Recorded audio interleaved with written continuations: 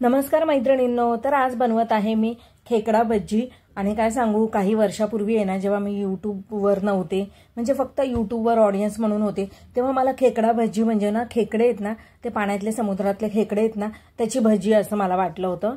म्हणजे मला माहितीच नव्हतं खेकडा भज्जी कशाला म्हणतात। नंतर मला कळालं, यूट्यूबचे व्हिडिओ बघायला लागल्यानंतर कळायला लागलं खेकडा भज्जी या कांद्या भज्जींनाच म्हणतात।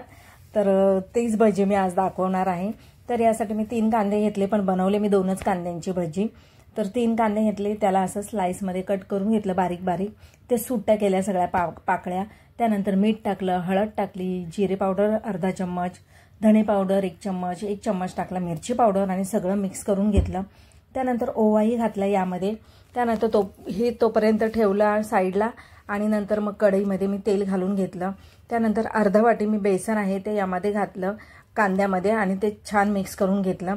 इथे तेलही तापलं, मग त्यामध्ये अशा प्रकारे ही भजी सोडून घेतली।